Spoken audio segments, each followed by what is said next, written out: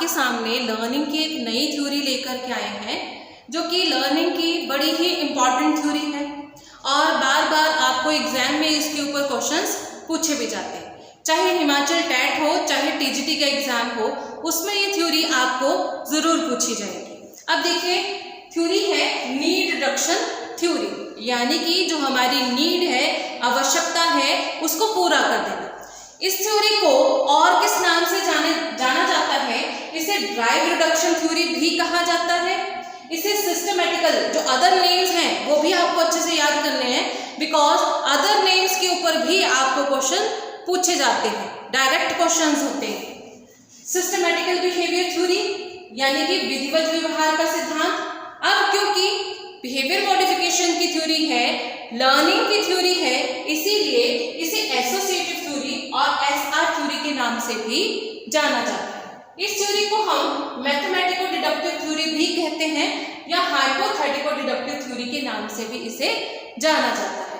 ठीक, और ये मोटिवेशनल जो थ्योरी है उसमें अपने ही तरीके की पहली कोई भी मोटिवेशनल थ्योरी है।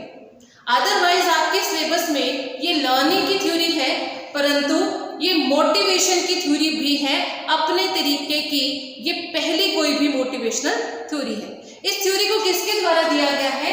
क्लार्क हॉल ने 1943 में इस थ्योरी को इंक्यूबेट किया था या इस थ्योरी को बनाया था।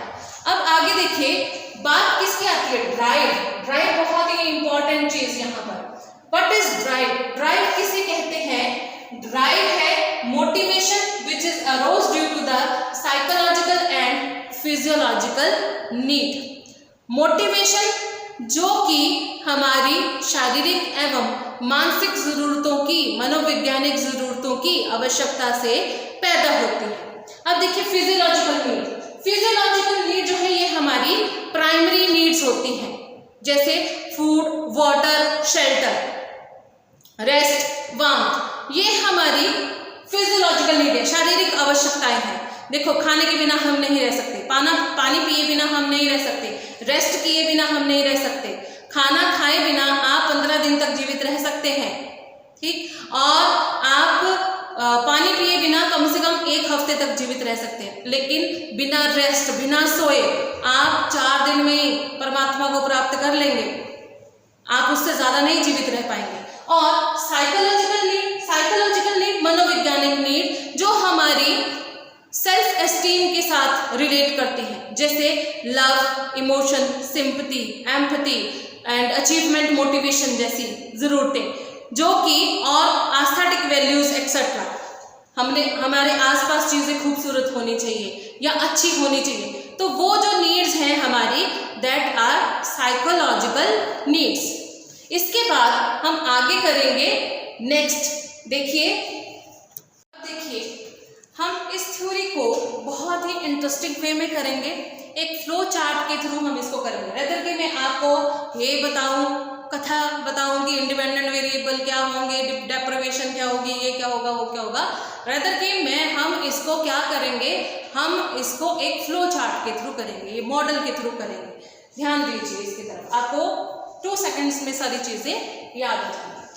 इंडिपेंडेंट वेरिएबल्स क्या है? इंडिपेंडेंट वेरिएबल वो वेरिएबल होते हैं जो कि प्रभाव डालते हैं, प्रभावित नहीं होते। लास्ट लेक्चर में आप कर चुके हैं।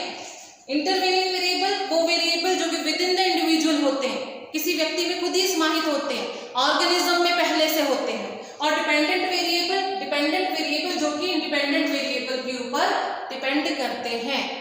ठीक, और ये कैसे होंगे, इंडिपेंडेंट वेरिएबल कैसे रहेंगे, वो इंटरवेनिंग वेरिएबल उनका एल्टीट्यूड डिसाइड करते हैं। अब देखिए इस थ्योरी के अनुसार आप देखते हैं, इंडिपेंडेंट वेरिएबल में सबसे पहला वेरिएबल आता है आपका डेप्रिवेशन। अब डेप्रिवेशन किसी भी चीज की हो सकती है, कमी किसी भी चीज की हो सकती है, फूड, वाटर, शेल्टर, हमने कहा ना साइकोलॉजिकल एंड फिजियोलॉजिकल नीड।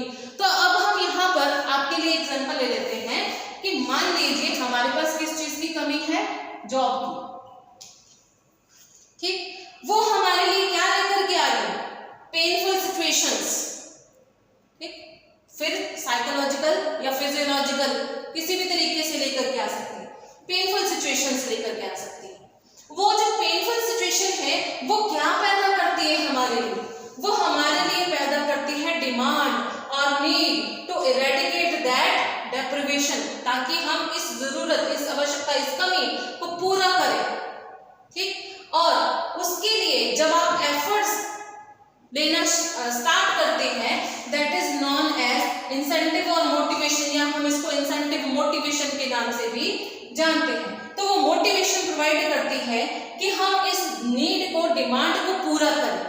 उसके लिए जब आप एफर्ट्स करना स्टार्ट करते हैं, ठीक, एफर्ट्स करना स्टार्ट करते हैं, तब वो आपके लिए क्या लेकर के आते हैं? मैग्नीट्यूड ऑफ रिवॉर्ड लेकर के आते हैं। फॉर एग्जांपल कि आपके पास जॉब की कमी थी, आपके लिए वो पेनफुल सिचुएशन लेकर के आई, आपके लिए डिमांड पैदा हो गई कि इस कमी को पूरा किया जाए।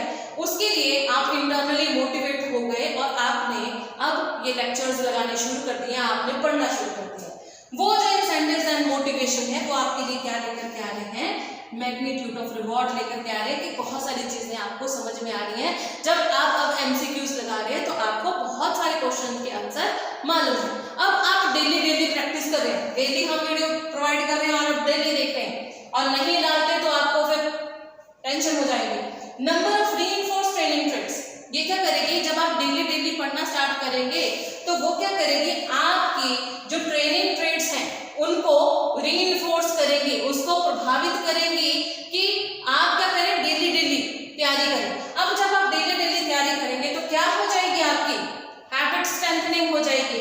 SHR के नाम से उसको डिनोट किया गया, हैबिट स्ट्रेंथनिंग होगी।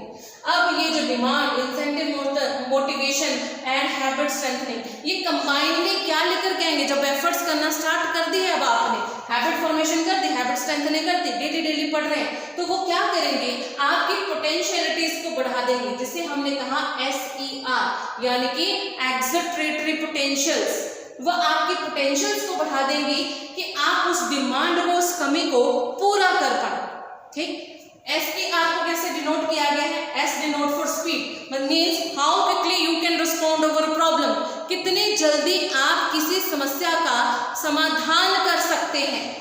R denotes for resistance of extension, मतलब कितने लंबे समय तक याद की गई चीज आपको याद रहती है, रेजिस्टेंस लेवल कितना है। And E denotes for amplitude of reward, अब आप डेली मॉक टेस्ट लगा रहे हैं, डेली पढ़ रहे हैं, तो आपके नंबर कितने बढ़ रहे हैं, कितना रिवॉर्ड आपको प्रोवाइड हो रहा है, वो कंबाइनली मिल करके क्या करेंगे? आपकी पोटेंशियलिटीज को बढ़ा देंगे। और जब आपकी पोटेंशियलिटीज बढ़ जाएंगी तो क्या हो जाएगा? नीड का रिडक्शन हो जाएगा।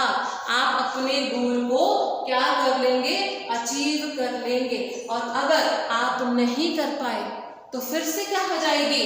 फिर से होगी डेप्रिवेशन, फिर से आएंगे पेनफुल सिचुएशन, फिर आपको डिमांड पैदा होगी कि उसको दूर किया जाए, फिर ये पूरा का पूरा प्रोसेस आप उसको फॉलो करेंगे। इसीलिए इस थ्योरी को कहा जाता है cause and effect theory. Cause क्या है? इंडिपेंडेंट वेरिएबल, और इफेक्ट क्या है? Dependent variable. इसीलिए इस थ्योरी को कहा जाता है कॉज एंड इफेक्ट थ्योरी। ध्यान रखिएगा, ये भी क्वेश्चन आपको पूछा जाता है। अब इसके ऊपर आ जाते हैं। ये फॉर्मूला है इसका, SER is equal to D into K into SHR minus 1। आपको अब क्वेश्चन पूछा जाता है कि SER का मतलब क्या है? इस फॉर्मूला में व्हाट इज SER? SER का मतलब है एक्सिटरेटरी पोटेंशियल। D डिनोट्स फॉर, बहुत बार पेपर में पूछा गया है, D डिनोट्स फॉर, वहां पर ड्राइव नहीं लिख कर के आना, वो क्या है? डिमांड। ड्राइव तो क्या होती है? ड्राइव का मतलब होता है मोटिवेशन। ड्राइव लगाओगे तो ये आंसर होगा उसका, ये गलत हो जाएगा।